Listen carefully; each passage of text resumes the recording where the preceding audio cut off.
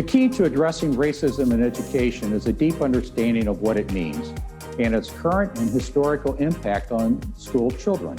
Joining me for an important conversation about institutional, structural, and systemic racism is National School Boards Association President Charlie Wilson and NSBA Secretary-Treasurer Frank Henderson. Charlie Wilson is an avid supporter of public education and an active member in his community. He serves on his local Board of Education in Worthington City Schools, Ohio, for the past 12 years. Charlie is passionate about the topic of racism in education and has spoken numerous times over the last several years. In addition to his role as NSBA Secretary-Treasurer, Frank Henderson also serves on his local school board, the Seaman Unified School District 345 School Board in Topeka, Kansas. Frank played an important role in creating NSBA's DIRE initiative, which we'll talk more about shortly. That is a comprehensive and well thought out initiative that there's much to gain. So Charlie and Frank, welcome. Thank you. Thank you. What does NSBA define educational equity to be, and what does it look like? Which one of you fellows would like to jump in on that one? Let me give a stab at that, Dennis. First of all, back in 2017, the National School Board Association's Board of Directors adopted a definition of educational equity.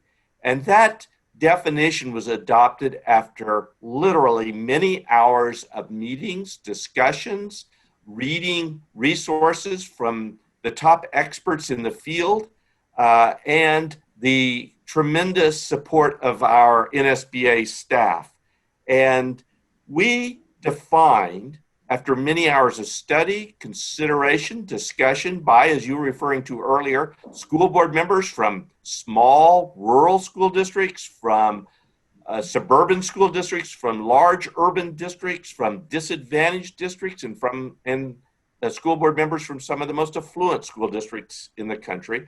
We came up with a definition that defines educational equity as the intentional allocation of resources, of instruction, and of opportunities according to need, requiring that discriminatory practices, prejudices, and discriminatory beliefs must be, number one, identified, and then after being identified, must be eradicated. And because each school and each student is unique, that means educational equity can take a nearly endless amount of variations, so long as all students, or as our definition says, each and every student is empowered to reach his or her full potential. Educational equity often requires collaboration with the community, and it works to address underlying societal barriers, as Frank, I think, is very well versed at discussing. Okay. Absolutely. Thank you, Charlie.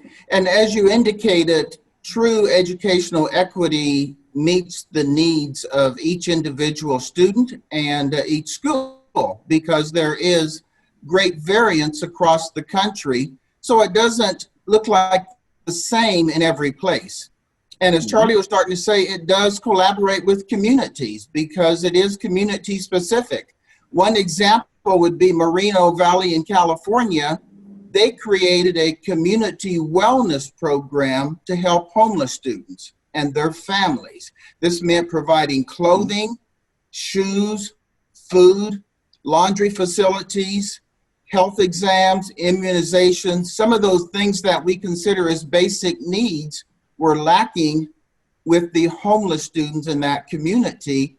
And all of those things were very instrumental in preparing those students to be able to learn and prepared for school. Another example I'd give you would be Minnesota's Roseville area schools. And they actually incorporated student feedback in presenting and representing a culturally responsive environment.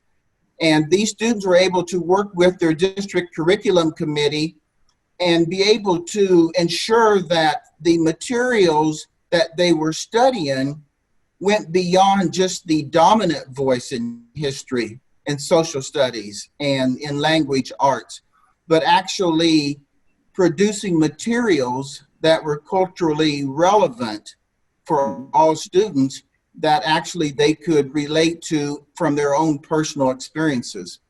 Dennis, one more example I might give you is Rockville, Maryland's Montgomery County Public Schools, where they actually developed a framework to determine how to intentionally allocate resources. And recall, Charlie mentioned the word intentionally. And in doing so, they were able to determine where action was best to be taken using data to identify those opportunity gaps that had existed. And when we do this, it's absolutely imperative to examine the data of each student and to disaggregate that data of the subgroups from the entire student population.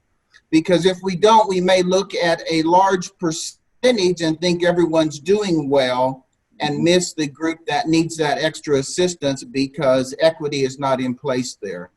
So it really enables districts to make a close examination and determine where those resources are needed to make the impact for each student.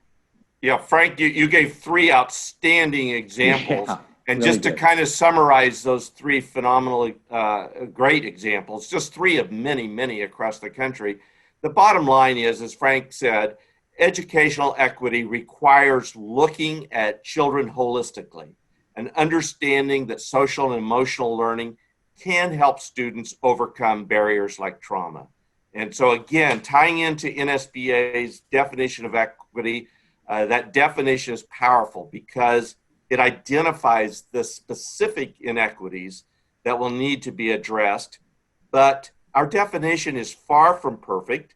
It must evolve and it must change as society changes and as our understanding of the issues and potential solution strategies change, and as our understanding of those changes. So that said, bottom line, educational equity is a continuing process that is always evolving to respond to changes in our society. It is not static.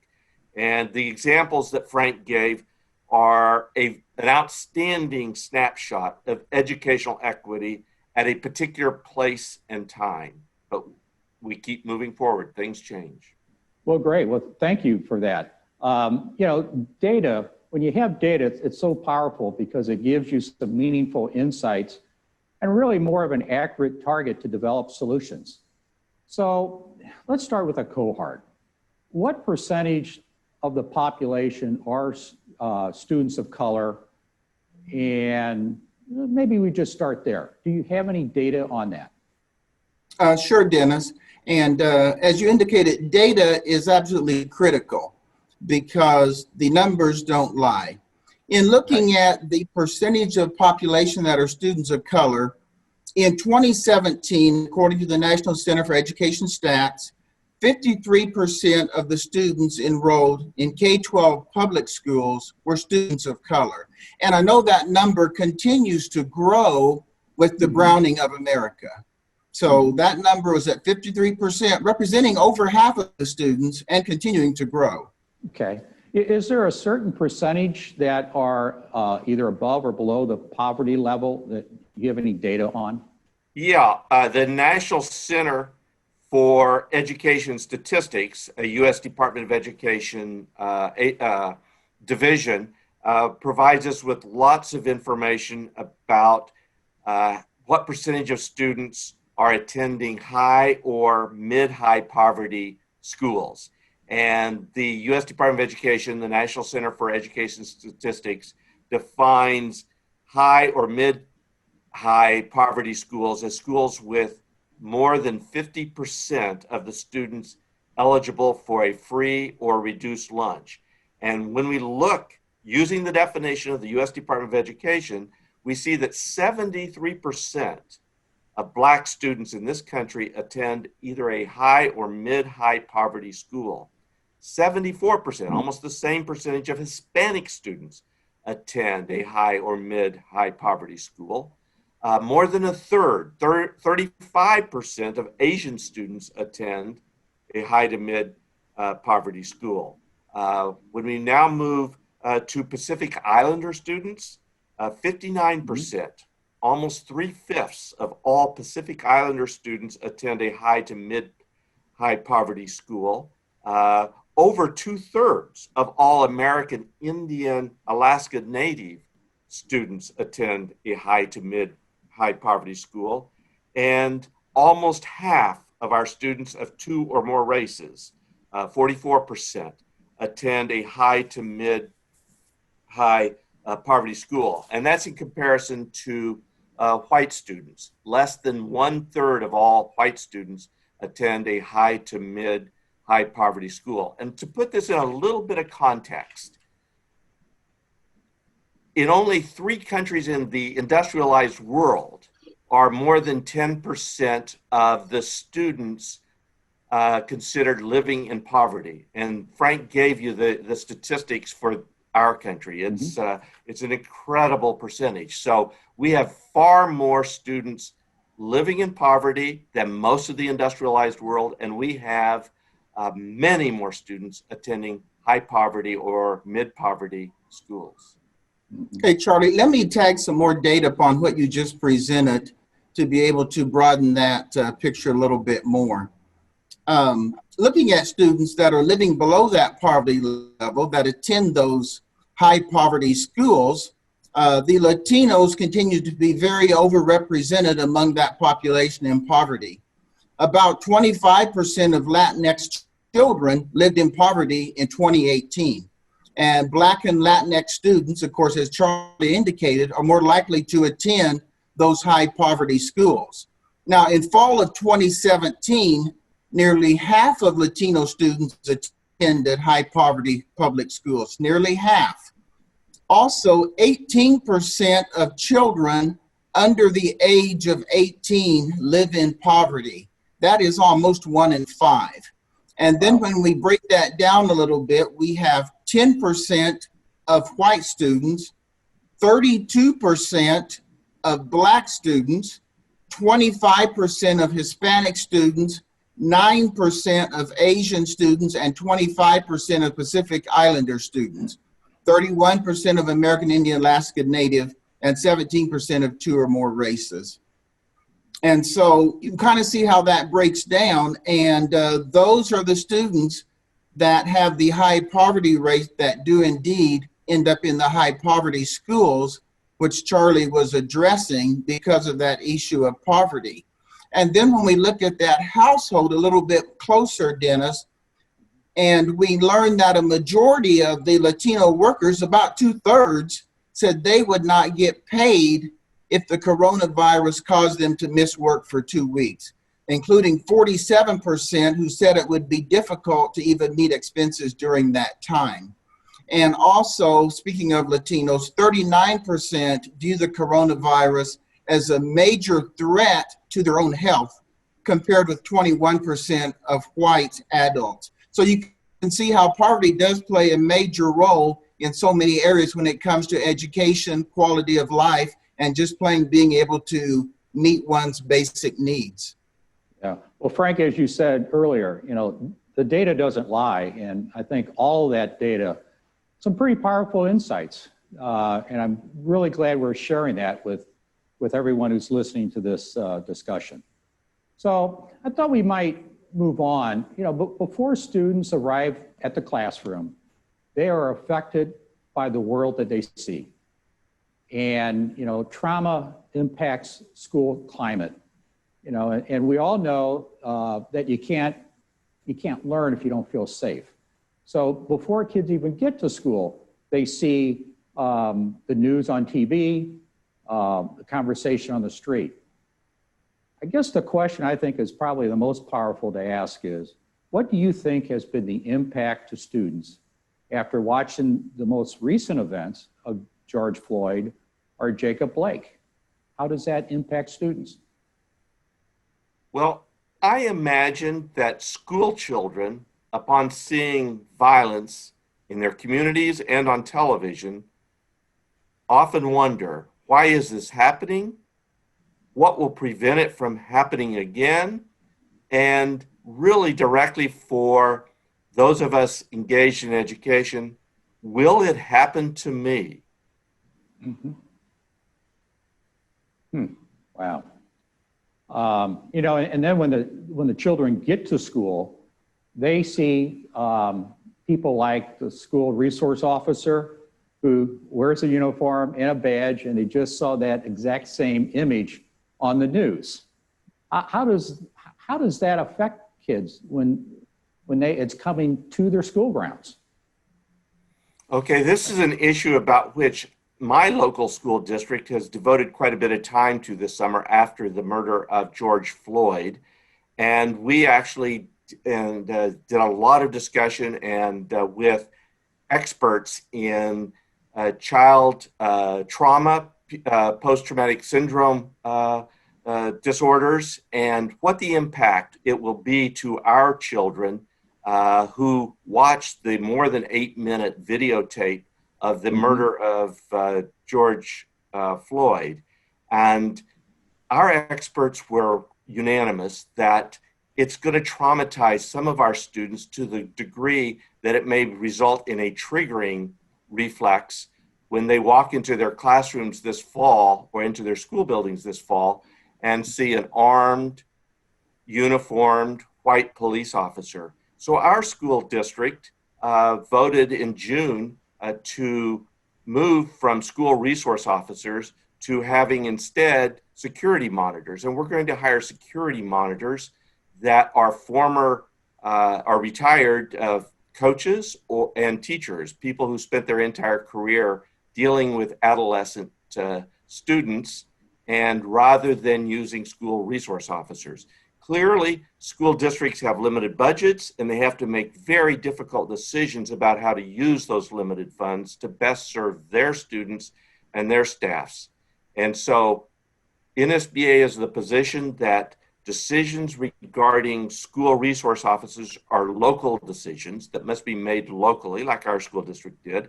But I believe, speaking for myself, that school boards must look at their data and look very seriously at the disproportionate discipline data, and they must be ready to ask the right questions, look at their own codes of student conduct, have discussions at the board table and in their communities about the role of SROs or school resource officers in schools, and make the adjustments that are necessary to ensure, again, that in the goals of ensuring equitable outcomes for each child, that goal and the actions they take show up in policies that drive the role of SROs in schools. So the issue of SROs is about safety, certainly, and certainly we encourage boards, when they consider safety, to look at the role of social and emotional learning, adverse childhood experiences, and trauma in those decisions in their definitions of safety.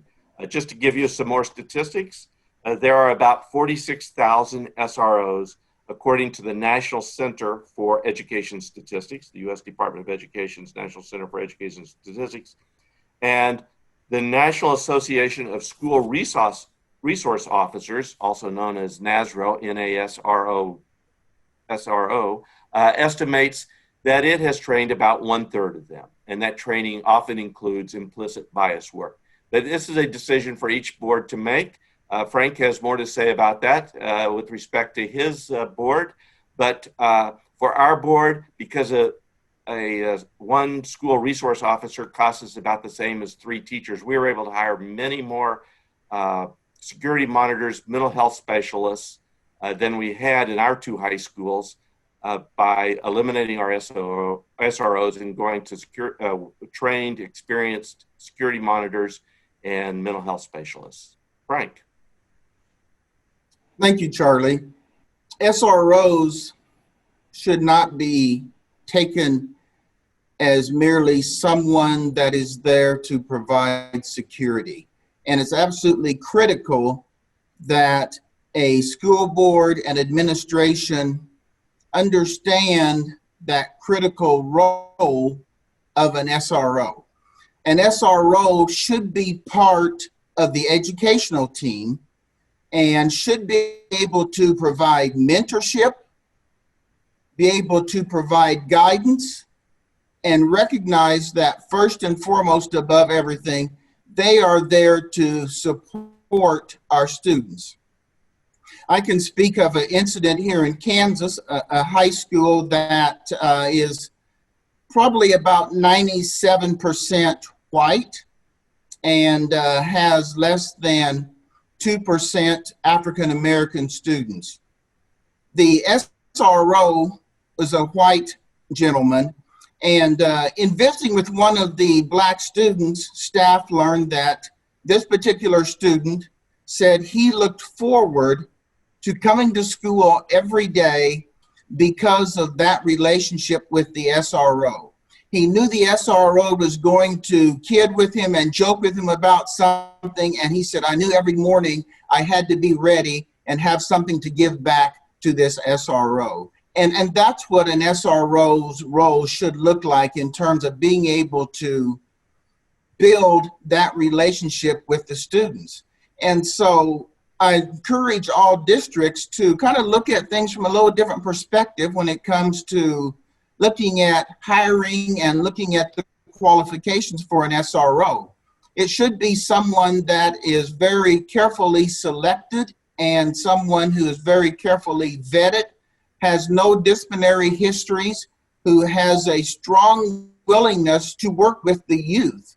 And I'd highly encourage them to hire SROs that have specific training when it comes to race, when it comes to cultural diversity, when it comes to implicit biases. Be able to have knowledge and training on working with students with special needs. Have knowledge on adolescent brain development, be very knowledgeable on mental health issues, and be able to properly collaborate between the police department and the school district. And so I think all of those things should come together when it comes to hiring an SRO, and realizing an SRO is a very valuable team member of the educational team for that district. And yes, they can help to de-escalate highly emotional circumstances. They can provide security, but most of all, they need to be able to be there and build those close relationships with those students so they indeed do feel safe. And in doing so, you create a safe environment for all students, because students are going to report behavior, incidences that are not right to an SRO that they trust and have a relationship with. So I think it's just absolutely critical that when SROs are hired, they're able to meet those very strict qualifications.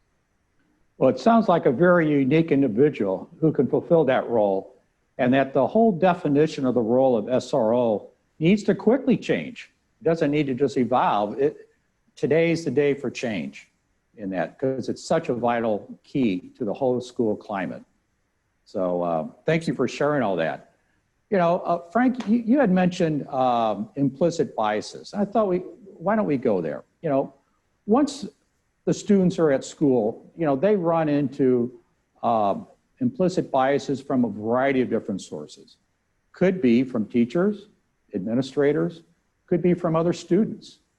And, you know, you would hope that the school is a safe haven, but you will run into those implicit biases. So what are some examples of what you think might be the most common implicit biases that kind of limit the students' opportunity to learn, kind of discover their passion, and then grow, because that's why they're in school? Oh, I believe that the data clearly demonstrate that being suspended for catch-all offenses like disrespect and insubordination, or what one teacher deems to be disrespectful, is highly subjective. And I believe the data definitely show that Black students are much more likely to be suspended for these types of offenses like disrespect and insubordination, that their white classmates are, according to the data, suspended for much more objective offenses, not for offenses like disrespect and insubordination. And suspension clearly has a very harmful impact on our children. It reduces instructional time and opportunity to learn. It often results in an inability to participate in extracurricular activities, and it's usually the beginning of the school to prison pipeline. But let me give you just one quick example of implicit bias that I observed when my children were in school. I had a son, a white son, upper class son, and he did not like spelling lessons. He did not like spelling, and he thought spelling was silly because it was, we had spell check on our computer and he didn't need to know it. And teachers were often challenged by my son. They used terms like, I'm reading now from his report card over the years when he was always doing that. You have a very curious son, a very challenging son, a deep thinking son, a contrarian, a skeptical child. My wife and I were room parents for our older son, and there was an African-American boy who questioned spelling to the teacher, and the teacher immediately sent him to the office for being disrespectful and not doing what she told him to do, which was to work on his spelling and do the spelling check. Two children doing virtually the same kind of behavior. And the teacher, I am convinced, not intentionally, didn't realize she was being biased or prejudiced, but because of the implicit bias. For the white boy, my son, it was challenging, it was curious, it was deep thinking, it was contrarian. The African-American boy, about 7 or 8 years old, did the very same thing, and he was seen as disrespectful or insubordinate and sent to the principal's office. I don't know what the consequences were, but that's an example I have from my own parenthood. Wow.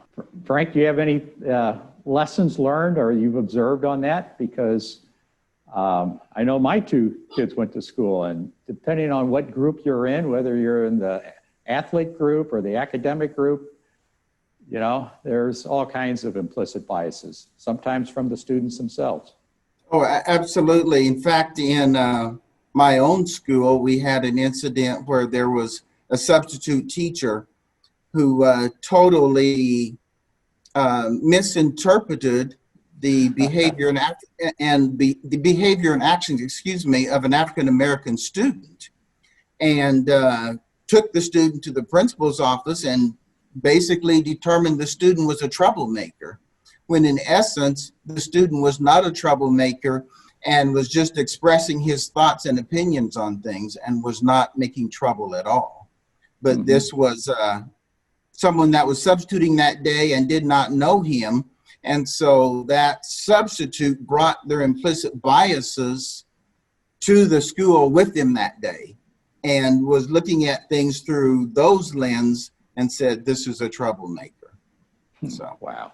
So let's move from the experience of the biases to the pathways that students take. You know, the most common pathway are the academic pathways. Some go with, you know, hands-on learning. Some go to the sciences, the performing arts. So there's many different pathways, but there is one pathway that, you know, I learned talking to both Frank, you and Charlie, which is the school to prison pipeline. How severe is that problem, and what really causes that to get a student on that track? Dennis, the school to prison pipeline is extremely severe. Now, according to the ACLU, the school to prison pipeline refers to those policies and practices that actually push our nation's school children, and especially those that are at high risk, out of the classroom and into the juvenile and criminal justice systems. And it's kind of a follow-up to what we were just speaking of in terms of those implicit biases and how students are treated. And students of color are especially vulnerable to those push-out trends and the discriminatory application of discipline. And I can personally attest to that action. While serving on our state parole board, Kansas Parole Board, I conducted approximately 14,000 parole hearings.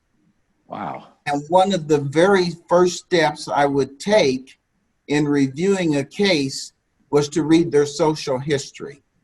And I can tell you that nearly 100% of the inmates that I reviewed began experiencing difficulties and challenges as a child.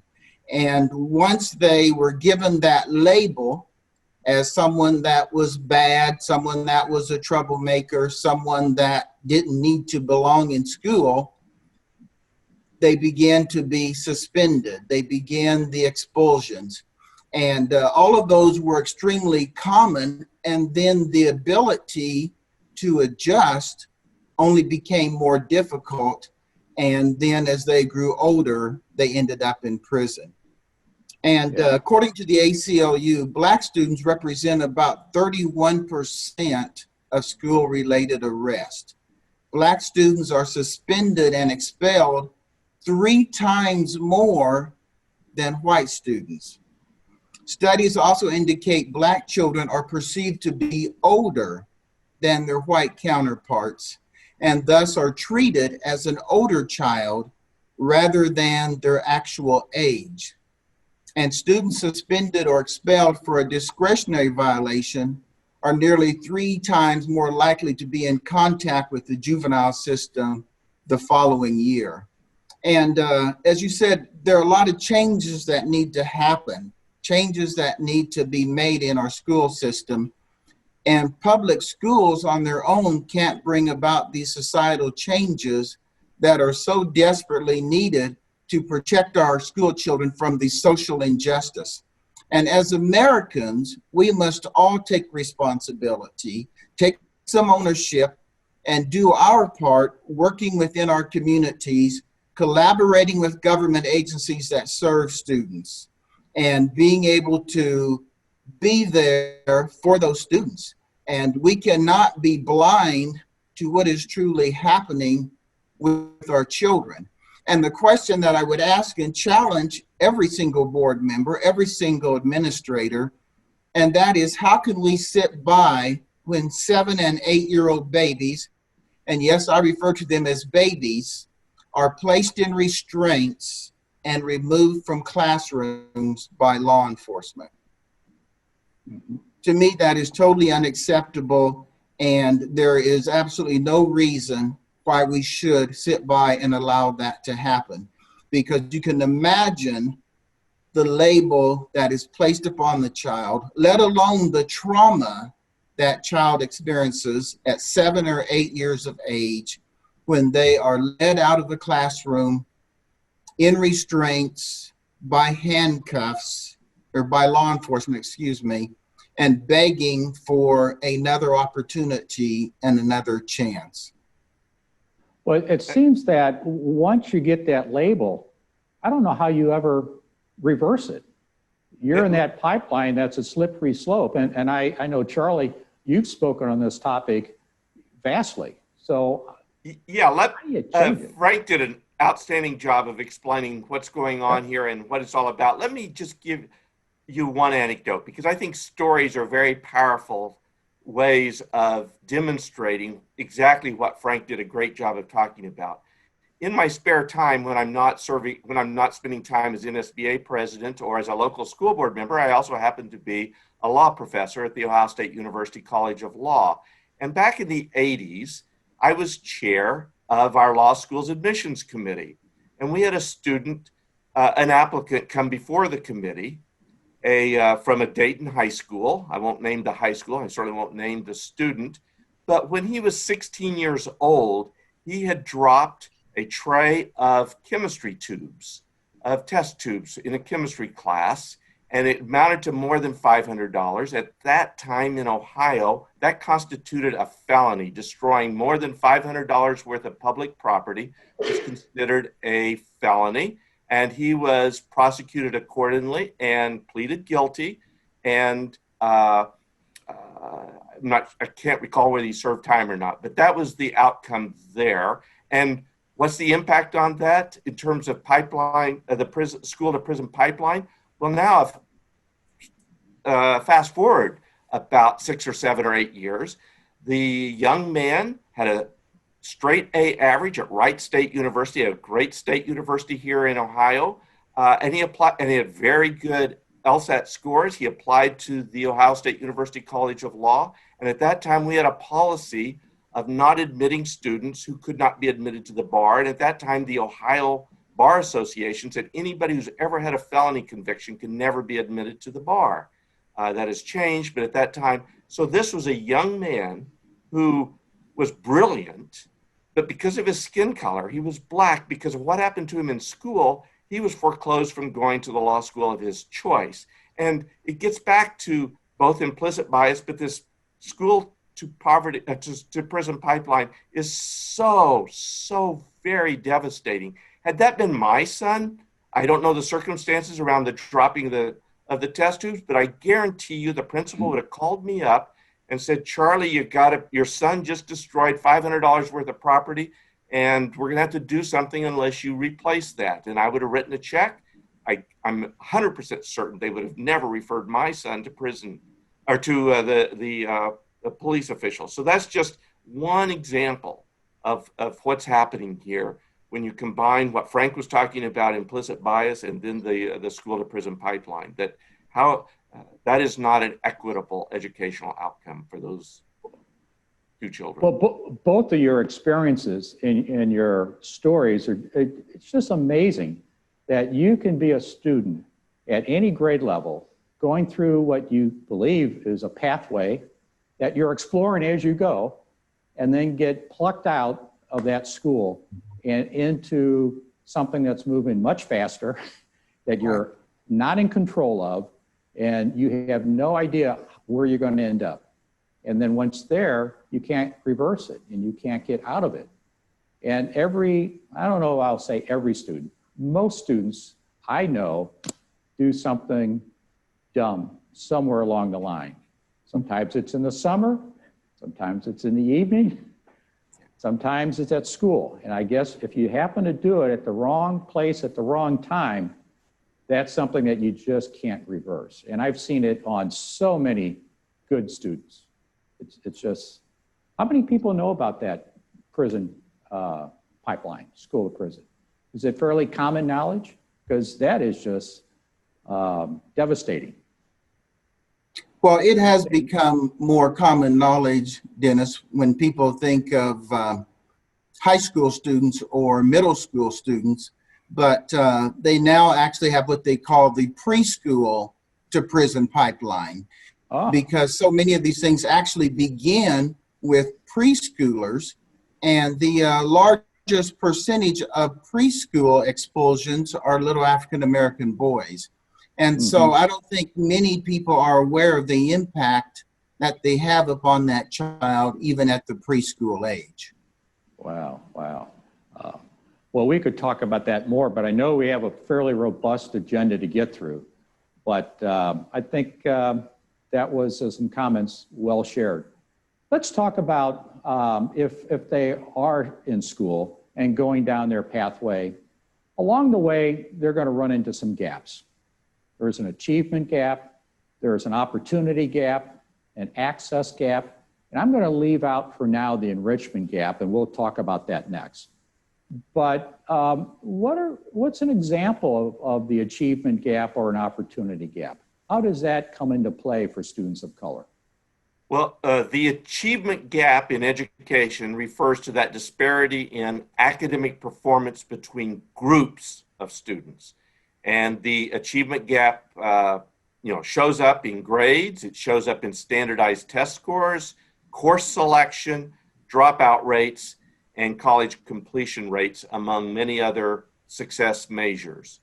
So achievement gaps stem from opportunity gaps. And so specifically, achievement gaps stem from the amount of resources that a child has available to her, especially at home during the summer, during holidays, during evenings, and during weekends. So the achievement gap grows directly from opportunity gaps. Okay, interesting. The one gap that I think is most common is the enrichment gap. I think, Charlie, you had mentioned the other day that another name for that is the summer slide. Well, I happen to know, in terms of, as an example, youth sports, that you often play year-round, you play on multiple teams, and you play for multiple sports. And at the end, if you don't, you will fall behind with your competition.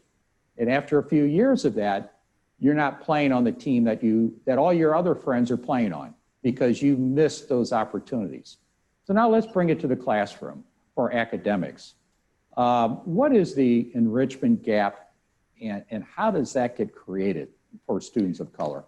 Okay, Dennis, I could talk for hours about the enrichment gap, as you know very well, but Yes. I think we kind of slid over an important gap here. I talked about the achievement gap. Frank is a real expert on the opportunity gap. And before I start talking about the enrichment gap, I would like for Frank to kind of explain the opportunity gap, and then I think that will feed into my discussion of the enrichment gap.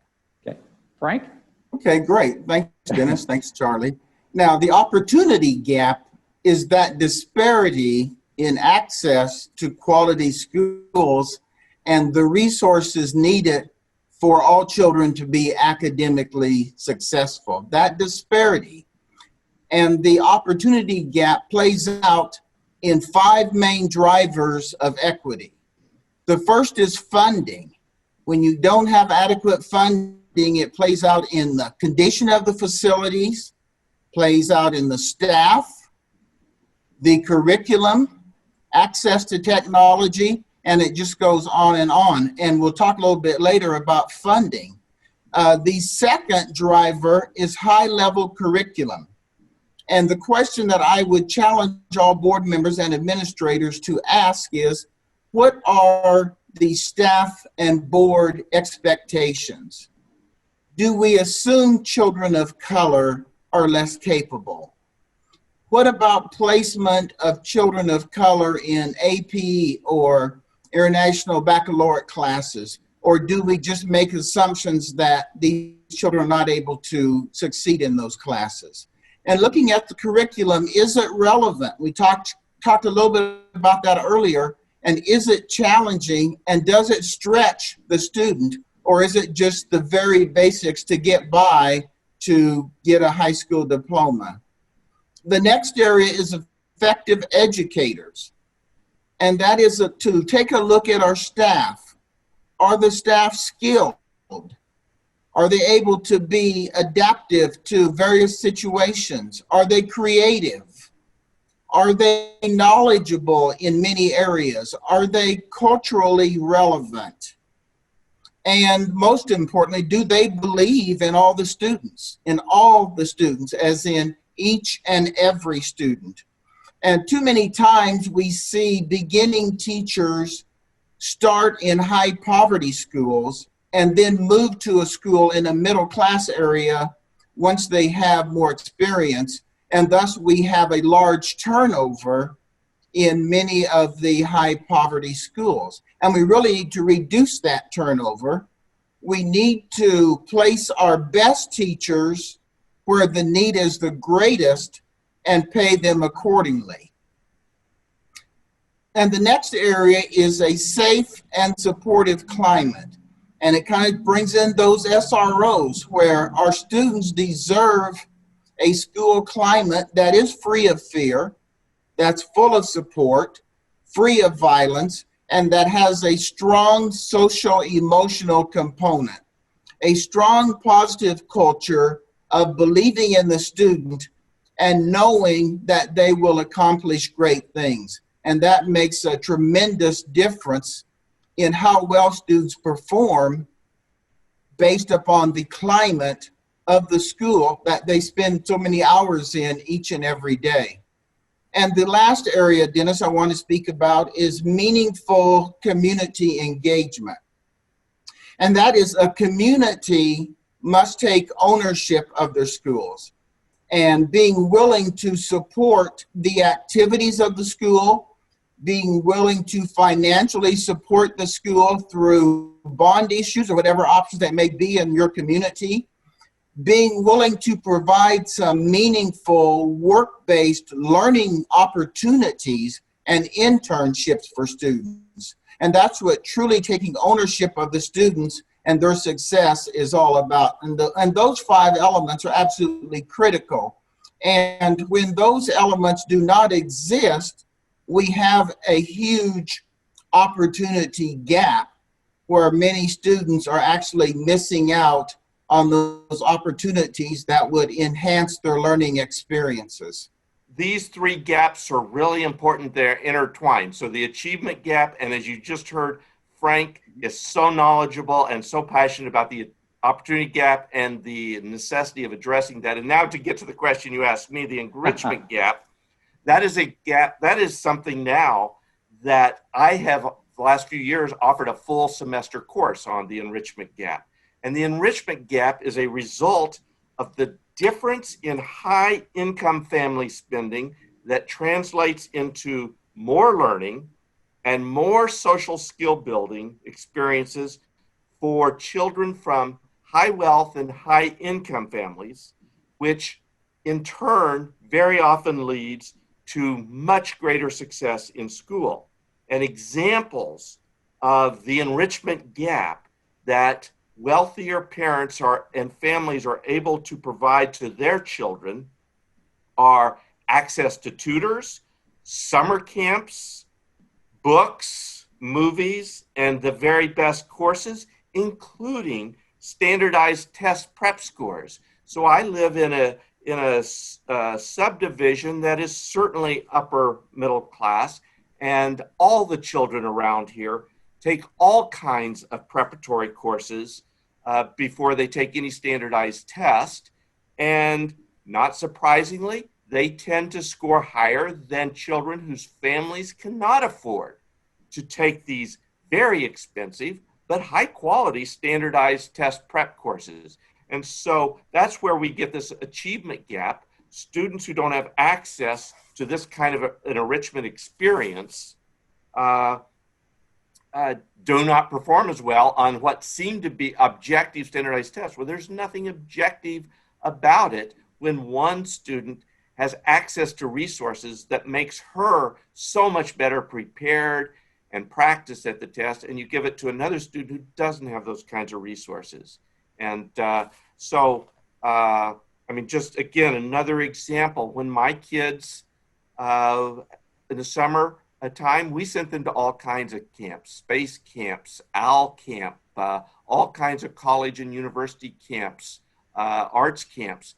Not every parent could afford to do that. So our student, my children, had the opportunity to advance during the summer. There was no summer slide for them, but children whose families cannot afford all those enriching experiences, whether they be sports, whether they be books, whether they be tutors, whether they be foreign language courses, those children have a tendency not to advance in the summertime, and indeed what we call the summer slide, move backwards. They're not as far along on September 1 as they were on May 31st on the last day of school compared to kids from wealthier districts. It has nothing to do with innate ability, nor does it have anything to do with the instruction they're getting in school. It's just that enrichment gap.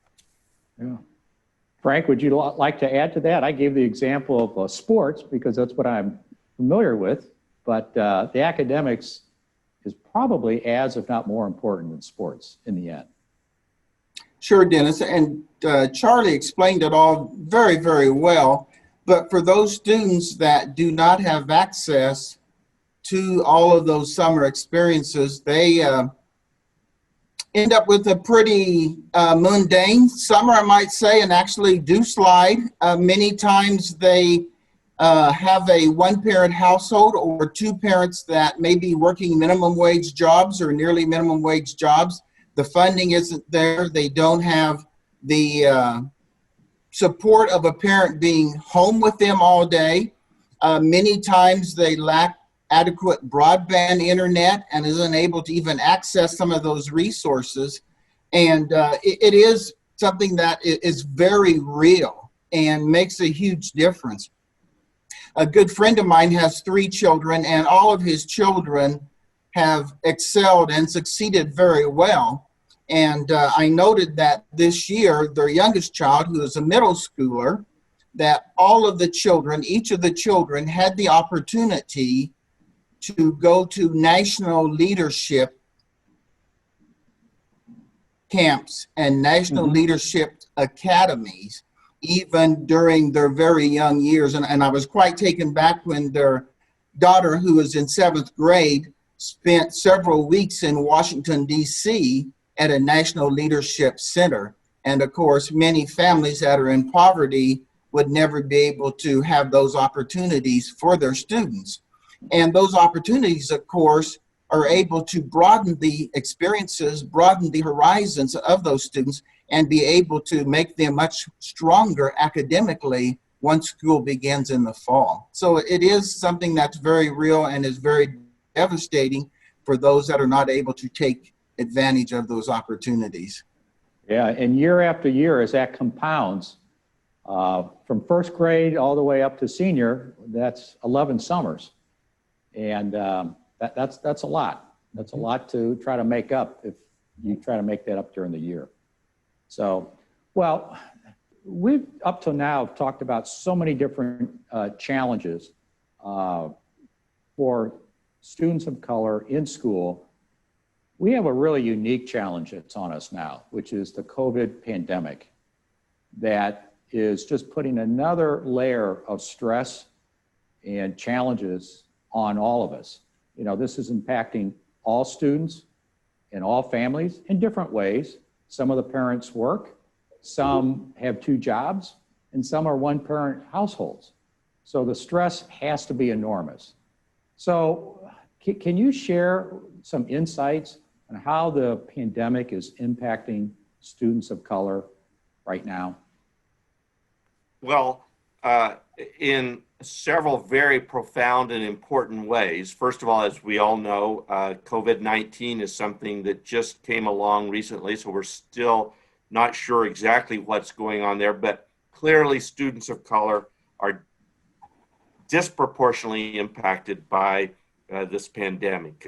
The pandemic has highlighted a very long documented and persistent inequity affecting students that lack adequate broadband internet access. The digital divide, commonly also known as the homework gap, impacts millions of students, and indeed mostly impacts our nation's most vulnerable students. They're the ones who bear the greatest burden for the digital divide, and of course that is exacerbated enormously by what's going on in COVID-19, where at least in our school district since March the 12th, we have been entirely remote. We started the fall on Monday entirely remote. And so the students who don't have access to robust, broad band internet access or the kinds of current modern devices are way behind our students who do have access to those. So with the current crisis dramatically shifting, our children's education in remote and online learning, where we're shifting that way, it's never been more important to address this inequity in broadband internet access, the digital divide, and the access to high quality, modern, current, contemporary digital devices. Mm-hmm. You know, Frank, not every student has a place at home that they can study. And they certainly may not be able to get together in small groups. If you can find that safe home with a nurturing parent who has the time and freedom to stand in for the teacher, that's one thing. But that's rare. That's a low percentage. So how do you fulfill that need when the student can't get in front of the teacher, can't be in the classroom, and can't be with their peers? Dennis, it is very challenging. What you stated is so accurate. So many times our students that live in poverty in this COVID-19 environment are home alone. Mm-hmm. And they have parents that are part of the essential workers and they're not engaged in employment opportunities that allow them to work from home, but they're the ones that are working as nurses' aides, doing housekeeping, food service, retail clerks, things like that. And it's challenging for those students that are at home. When we started back to school last week in my district, we started with a hybrid option. And that is, we have only half of the students at school at one time and work on 2 days at school, 3 days studying at home. And so we recognize that many of those challenges existed for our parents and for our students. And so we began to partner with our community and with Boys and Girls Club, and we actually are providing sites and location for those students on those days when they are not in school and are able to be supervised and be able to have someone assist them in small groups. Because many times otherwise they would have to be home alone, would not have the assistance, and it would just be extremely difficult. Again, you might say one more blow against them in their effort to be successful. And, I mentioned earlier about the Latino workers and how many of them work in a situation where the expenses are greater than what the income is, and it's a very, very challenging to make those ends meet. And of course, with this day of technology that we live in, and all of our outside work for our students that spend 3 days at home is based upon technology. They have to be able to have that. And we were able to kind of bridge what we call that digital divide and be able to partner with AT&T and be able to get some hotspots for these students that did not have internet in their home. Many of them could not afford an internet connection in their home. We actually provided devices to where we now have one-on-one devices for all of our students from kindergarten up through 12th grade. And even looking at some of the stats, very few Latino ex-students have adequate access to internet at home. And the Black students, it isn't a whole lot better.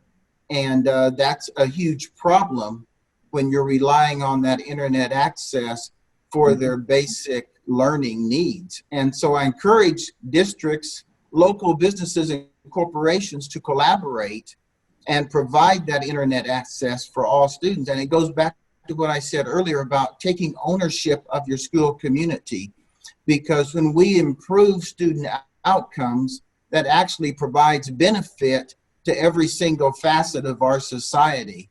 So even some ways of kind of, I guess you might say, being creative is some districts are parking Wi-Fi equipped buses in neighborhoods and being able to look at some alternative ways to be able to connect those kids with those hotspots and provide supervision and assistance even in this age of COVID-19.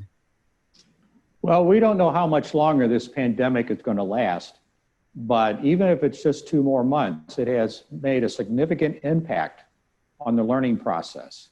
And we won't know until a couple of years how significant of an impact that is on school, children of color and across this country. So everybody's, I watched the map on TV with the colored states and the counties of who's being affected, and it changes. It changes, so everybody's affected. Well, Frank, you had made one comment about outcomes. And, the reason why students are going through school is to come out with some predetermined outcomes. It just seems like today, when students come out, they're really competing on the global stage. And, technology is driving innovation, and it's accelerating exponentially. So the types of jobs that you see today may not exist in the future. And you won't have the same jobs as your parents. So as a result, the skills needed for tomorrow's good paying jobs will be different than those today.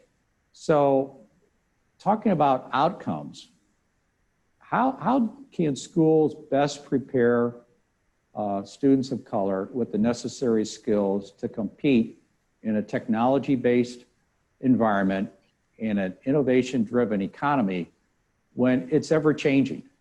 How do you convince kids that they need to really engage and be part of it? It's more challenging now than it was for our parents. How do you get those outcomes, those kids? Okay, well, I think most critically important is that we make sure all high school graduates, or to use the language from the NSBA definition of educational equity, each and every graduate must have life-ready skills. That will make them far better prepared for and enable them to have the tools to succeed regardless of what direction their life might go after high school graduation, whether it be college, whether it be career, and they're all going to hopefully go on in life, hopefully for many, many, many years. And so best practices, the research, lots of studies have shown that life-ready skills focus on 6 different things. First of all, dependability and reliability. And so I believe that our educational system, and I'm not talking about just students of color by any means whatsoever, or just high poverty schools. Every student, no matter what school he or she's graduating from, and no matter what her or his skin color might be, we've got to teach them dependability and reliability, number one. Secondly, adaptability and trainability, because I can assure you right now, things are changing so fast that none of our graduates in 2021, this coming spring, is going to be able to use the same things they learned in their first 18 years for the rest of their careers. Indeed, the studies show most of them will be changing careers many, many times. Number 3 is critical thinking. We've got to prepare all our children to be good at critical thinking. It is so critical at this time. We also have to turn out students who understand decision making, understand decision science, and are able to analyze, especially as we're seeing, especially in this pandemic, and confronted with uncertain information, confronted with enormous amount of uncertainty. You've got to be able to make the best decision possible, even when there is no perfect decision, no absolutely correct decision. So we've got to teach decision making in the face of uncertainty and lack of complete information. In addition, everybody, no matter what he or she does, has got to be customer focused, got to be focused on what it is the people that they're working for or are helping or assisting need. We've got to be customer focused. And then finally, the one that some countries are ahead of us in, but we're starting, I think, to do better, is teamwork. Most of my work is done in teams. It's not done individually. A student who comes out of high school who is very good at working alone but does not work well in a team is not going to succeed in the 21st century. So those are the 6 life-ready skills that I believe every student who graduates from our high school must be better prepared on. Dependability and reliability, adaptability, critical thinking, decision making, customer focus, and finally, but extremely importantly, teamwork. Well, Frank, I would think that the skills gap kind of leads towards a compensation gap eventually. If you have the most in-demand skills and you're competent at those, you have a greater likelihood of raising your compensation and in a job or career that you have some passion about. So what comments and insights might you share that deal with the skill sets necessary to compete against students that are coming into this country from all places or jobs that are being outsourced? What insights can you lend? Absolutely, Dennis. Just to kind of follow up with what Charlie was saying, and it should be our goal in our education community, if not our obligation, to ensure that students leave their secondary education fully equipped with those skills to lead a successful and fulfilling adult life. And too many times that's not the case. but those are absolutely critical because we do live in an age, and especially with technology, you're competing against the world. And so it's absolutely critical that we look at the merger, I guess you might say, between knowledge and skills. And it's absolutely important that we provide those exercises and learning opportunities for our students to be able to enhance those skills and be what we call life ready, which goes beyond just knowing the answers in a book, but being able to negotiate, being able to get along with other people, being able to analyze, being able to look at things from a critical point of view. And those are the skills that employers look for, as well as just some of the very basic skills of showing up to work on time, putting in a full day's work from which you're being compensated for, being able to have good moral values. And those are very critical life-ready skills that we need to instill in our students and provide those opportunities for students to acquire those skills and sharpen and hone those skills before they leave our schools. I know from my experience, I've mentored 4 or 5 students over a summer as kind of a jobs program. And one of the things I had to share with them is just don't do your job. Make sure you do it well, but do more than your job.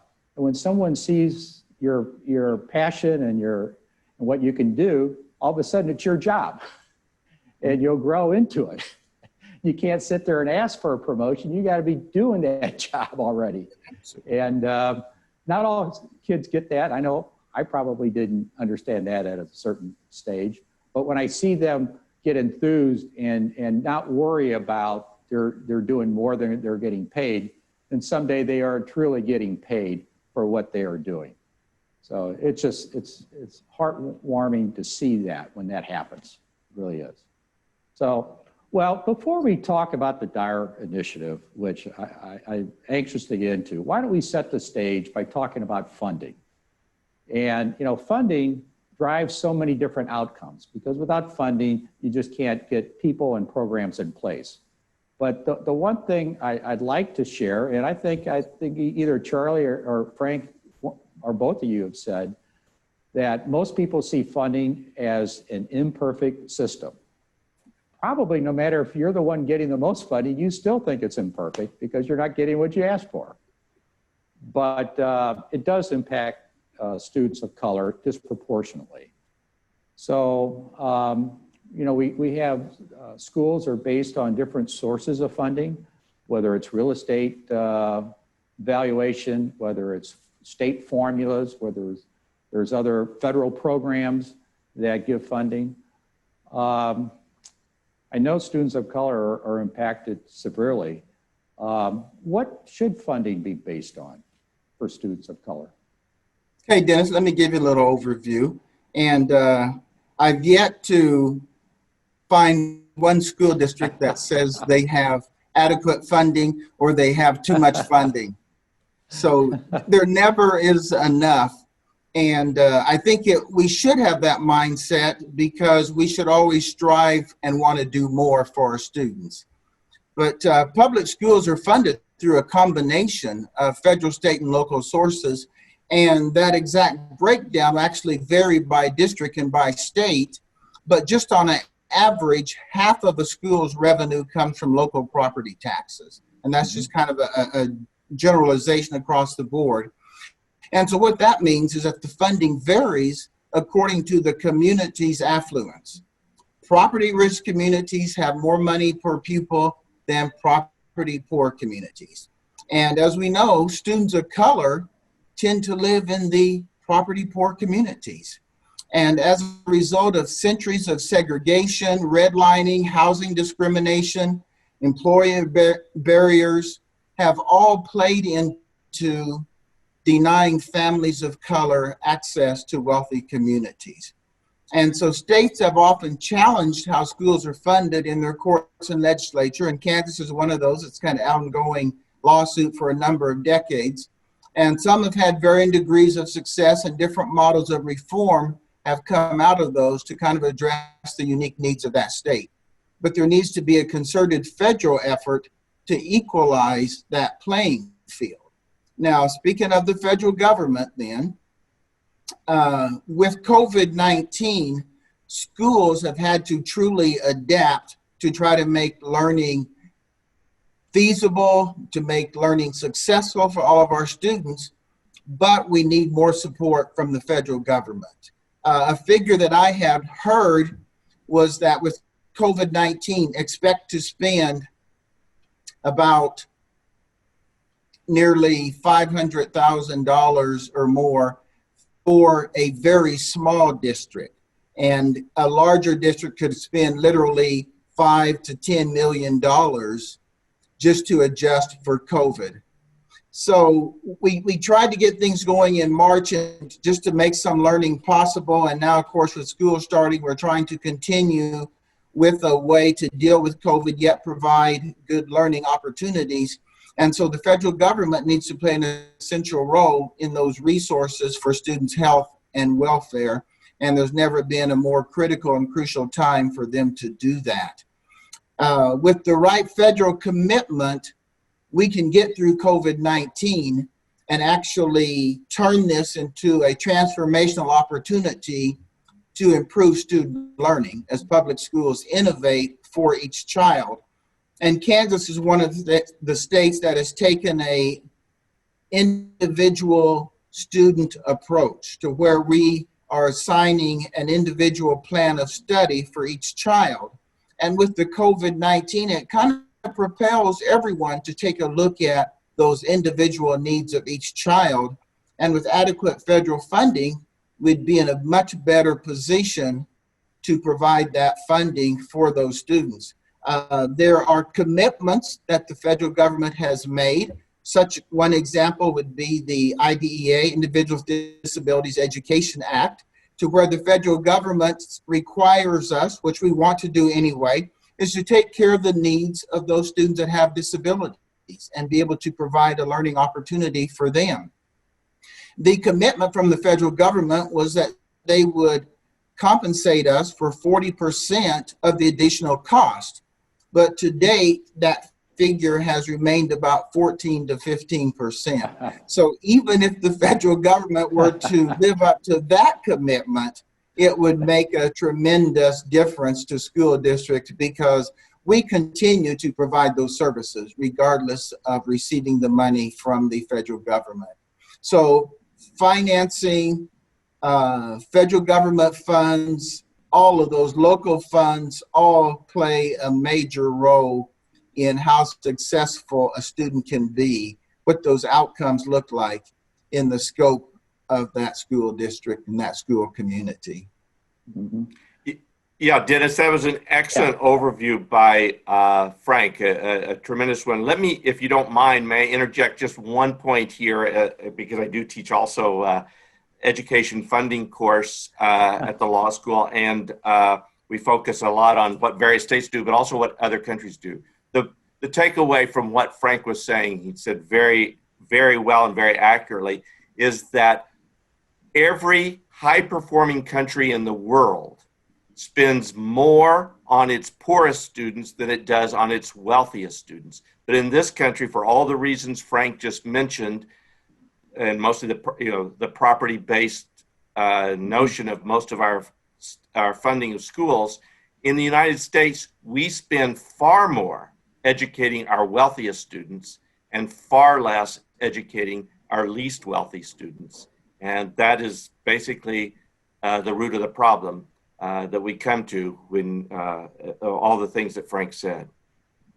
Well, many taxpayers that I talk to are always questioning how much the volumes of cash that's going into our school system, and is there a return on investment? And you never know what tax bill they're paying, whether it's a large one or a small one, but getting that return on investment is something that, our students are depending on you all to make those wise decisions with what little funds that you can gather. So is that return on investment there? Because sometimes it's hard to tell.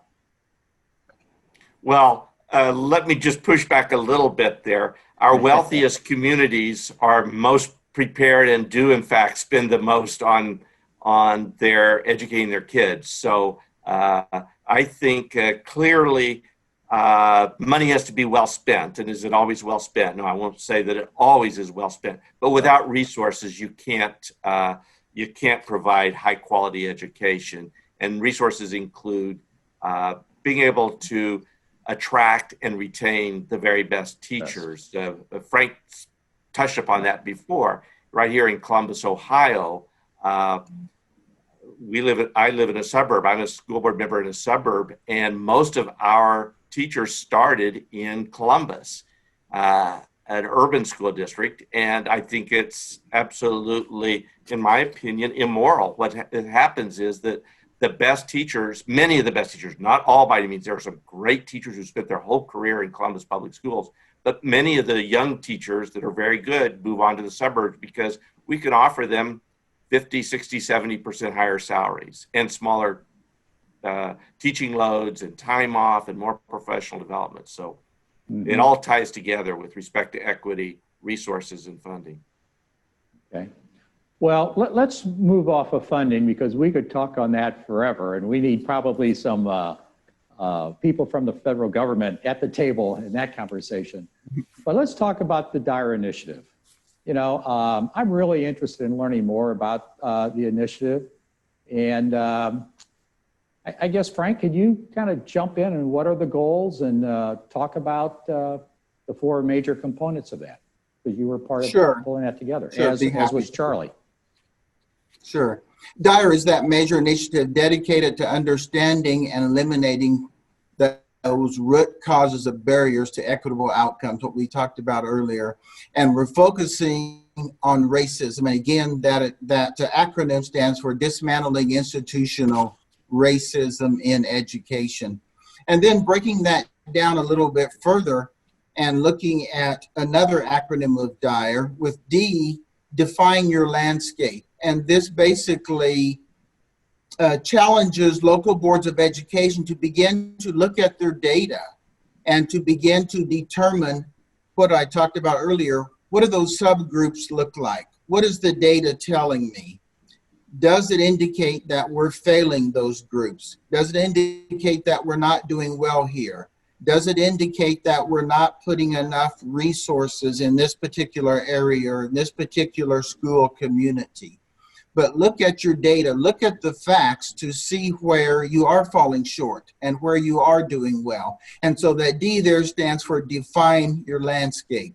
I is identify inequities and their root causes. And that means it causes us to kind of drill down deeper and begin to look at those inequities that we've been able to identify and then determine why they exist. Is it because we don't have enough resources there? Is it because we have policies or practices that are discriminatory in nature? For example, if I'm looking and I see, okay, we have a huge percentage of our children of color being expelled. And I said, okay, so why is that? And I began to drill down and look at that, and I'm able to identify that maybe these students were expelled for the same reasons that white children were not expelled. And so be able to look at some of these root causes of why our numbers the way they are and why that data is that and why we have those inequities. And then R, revise your plan.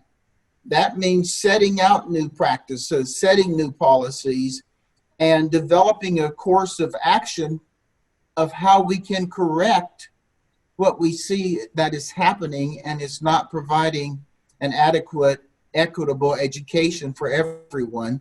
And then E, of course, evaluate your process. See if it's working, and do I need to go back to the drawing board and kind of revise things and see if we're making a difference. But that's kind of the gist of it. We want to be able to create some great resources that our state associations can provide for their local school boards, for their members, Our equity and member services has done a great job of putting some materials together, and they're still compiling materials as well.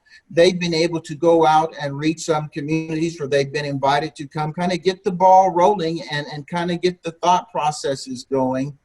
And as I mentioned initially, many times local school board members and administrators are unaware of practices and policies that are actually harmful and that are actually increasing the dropouts or actually increasing the failure rate and not promoting and not contributing to the success of each and every student. And so it's a hard work. It's a work that can tug at folks emotionally, and it causes folks to be able to rethink the way they do things. But it's a good work because in all, when people decide to do that, they're really going to make a significant difference in the lives of students as well as improve their overall school community. When you assign a timeline to the DIRE initiative from D all the way to E, what's kind of a reasonable timeline? I know it's ongoing. There's probably no end to it. It's a continuum. But it seems pretty robust, pretty comprehensive. What's it take? Is it a school year to get through to implement it the following year? Go ahead, Frank. Charlie, go ahead. I think it's a never-ending process, much like our continuous improvement for academics. You go through the 4 steps, you define, you identify, you revise, and you evaluate. And then after evaluating, it's time to define again. Things change, our society changes, our school districts change. To use my school district as an example, a few years ago, it was 95% white. It was less than 1% free or reduced lunch.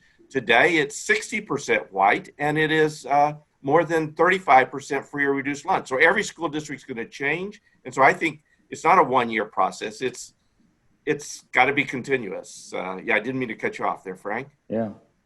Oh, no, you're fine, Charlie. And yes, it is continuous. Now, how quickly a school district may get through the first cycle of this would kind of depend upon the district and where they're at. Some individuals are not quite ready to step out and admit, okay, we have policies that can actually enhance racism, policies that hamper students, and others may be ready to go and ready to take a look at it and ready to dismantle when others, may not be quite ready to move so quickly. So it will depend upon the school community as well. But it is something that is definitely ongoing. School board members change, administrators change, and of course, as Charlie indicated, the demographics of our school population, our children, change as well. So, well, I would think the DIRE initiative is going to be front and center for the CUBE conference coming up. And, planning isn't always a natural instinct or skill sets for most people. They have to learn the planning steps. It's one step at a time. But it seems like there's an awful lot to learn by attending the conference coming up, and something you can really take back and put into place in your school district. Is there any other comments you want to make on DIRE before we move forward? Well, as president of NSBA, I just would like to say that it is my belief, based upon talking to lots of people, that NSBA is very deeply committed to the DIRE initiative from the very top to the very bottom, starting with the president, the CEO. Our staff is deeply committed to it.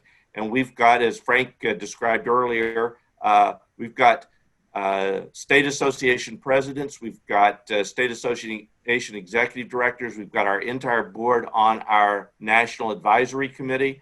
I just think we are deeply invested in this, and this is going to be a lasting legacy for NSBA.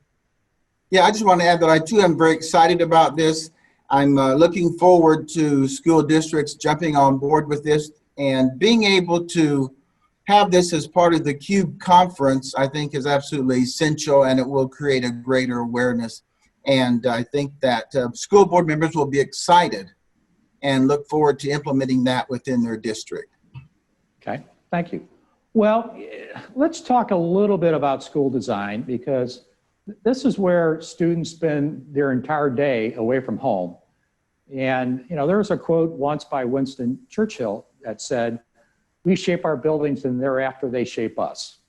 So depending on those school environments that you're in, whether it's a roof that leaks and carpet coming up on the floor, or you're in a brand new building, I know that the environment really affects how students perceive the learning process. So, today there are many influences on school design, such as the new pedagogies in terms of what is taught and how teachers teach. As Charlie said, the collaborative process. It's not the row of desks and the row of rooms down a double-loaded corridor. And then there's the need for a healthy and a safe school. And safe means friendly. It doesn't mean it looks threatening when you walk through the front doors, but it's truly a safe environment. And there's many other issues that are impacting the school. And I'm often involved in designing a future-ready school. And that's something that addresses the needs of all students. And as you've said about the Dyer Initiative, it's an ongoing, evolving change. So what we're finding is that those schools need to be flexible in space, adaptable in space, be able to respond and allow for new technologies, because we can't see more than 3 years ahead of us. So for students of color, are there any particular key elements in a school that you think fosters safe and supportive learning for students? Well, I'm not sure safety breaks down by skin color. I think all students, regardless of skin color, need a safe environment. I believe that for virtually every one of our 90,000 school board members in America, student safety is the top priority for each of those school board members. So NSBA in our policies and resolutions makes it clear that we believe students must have a safe and supportive climate and a safe and supportive learning environment that supports each and every student's opportunity to learn in environments that are free of abuse, free of violence, free of bullying, weapons, and harmful substances, including alcohol, tobacco, and other drugs.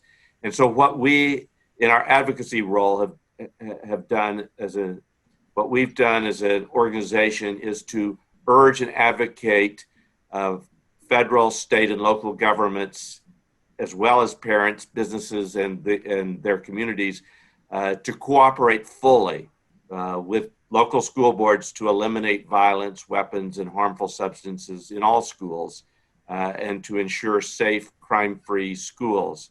And NSBA urges local school boards to incorporate into their policies and practices approaches that encourage and strengthen positive student attitudes in and relationship to schools. So I apologize for rejecting your initial premise about focusing on children of color. And for another reason is virtually every mass shooting in America, starting with Columbine, there were mass shootings even before that, but just starting with Columbine, has been in a predominantly white school building. So I think this is an issue that's important to all our children. Safety always has to be number one. And certainly the Center for School Safety at NSBA is a very critical component of that. And in my opinion, it ties very neatly into our Dyer Initiative. Frank. Certainly agree with you, Charlie.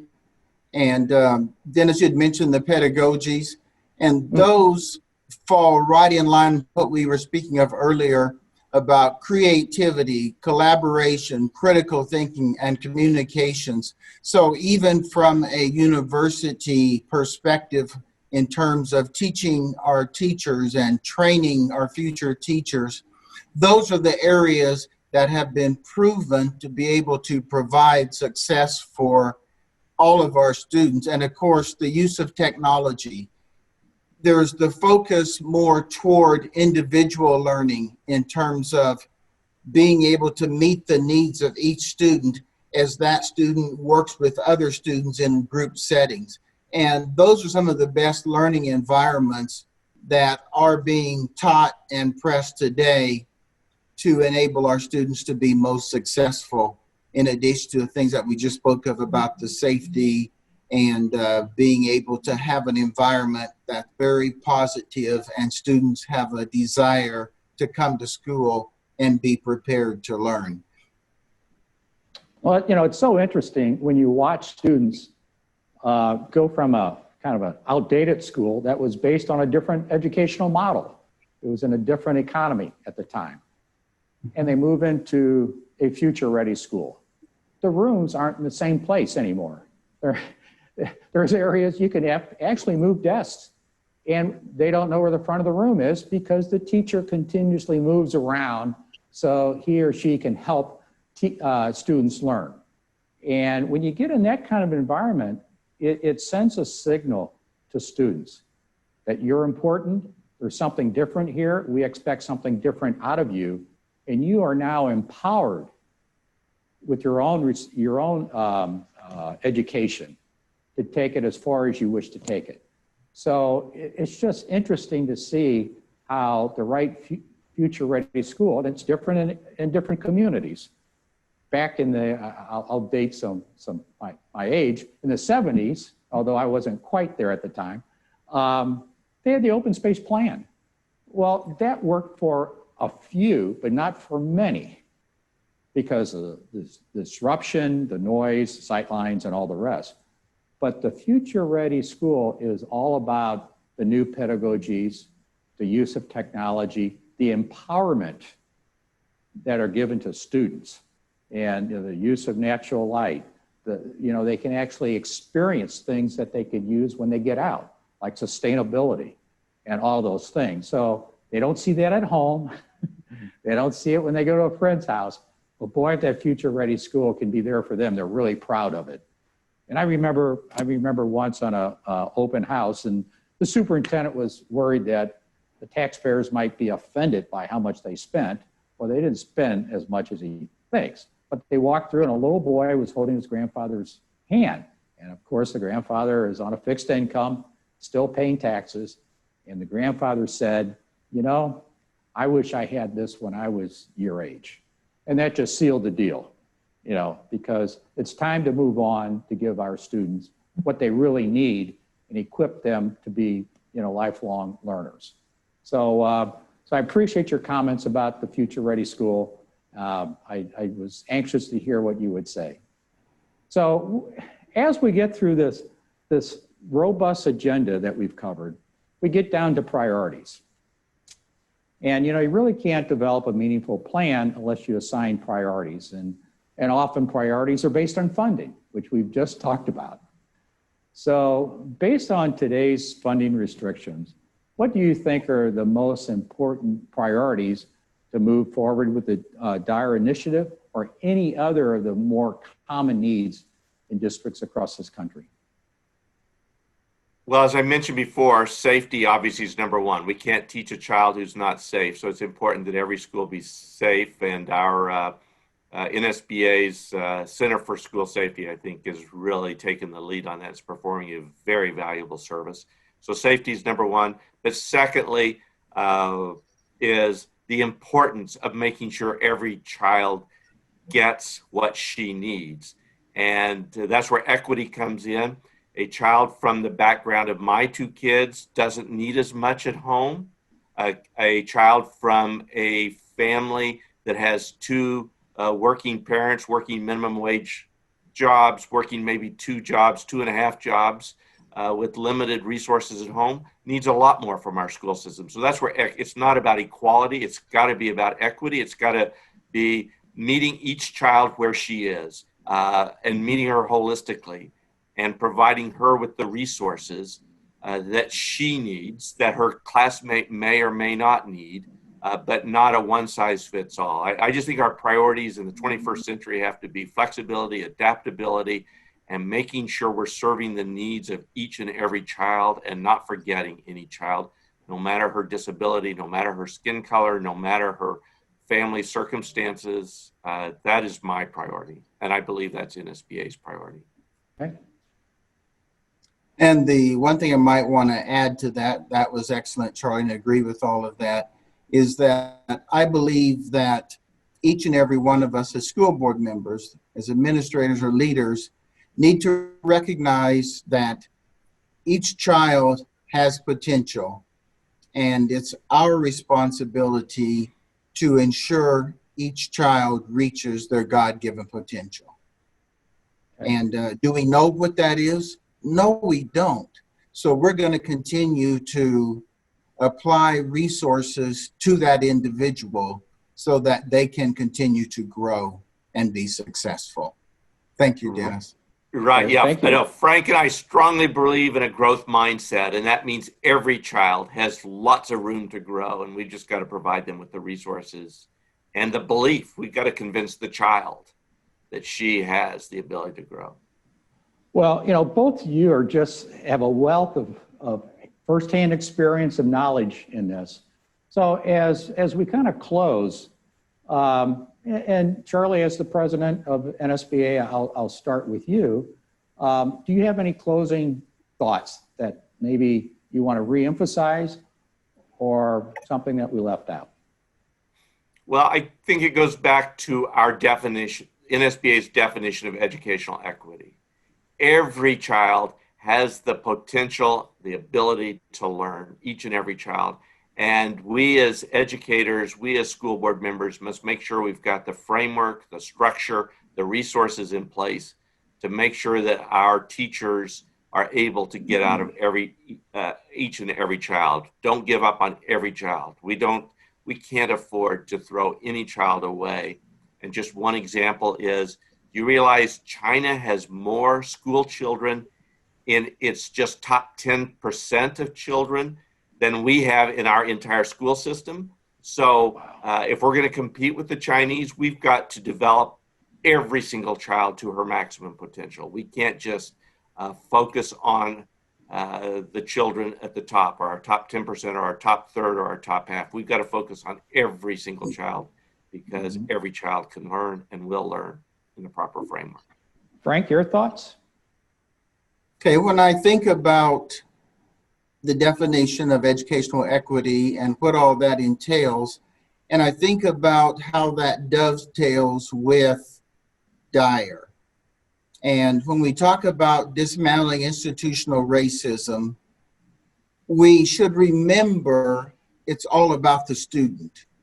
We don't want anything in place, policies, practices, that will hinder the progress and success of that student.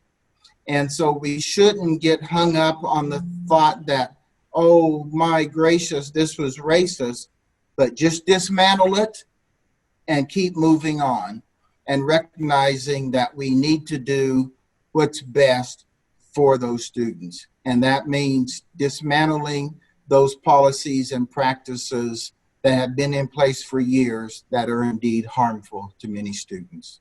Okay.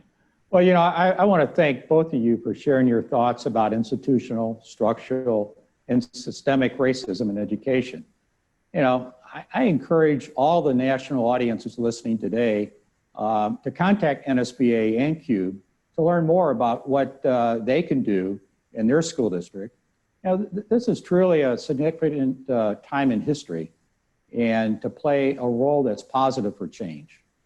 And this is the time to do that. So I just want to say thank you to both of you, and to the audience. I'm Dennis Young with issuesineducation.net, which is a national platform that brings together thought leaders like Charlie and Frank to have really important conversations that can transform education. I think we may have done that today. So thanks to both of you. And thank you for hosting. Thank you, Dennis.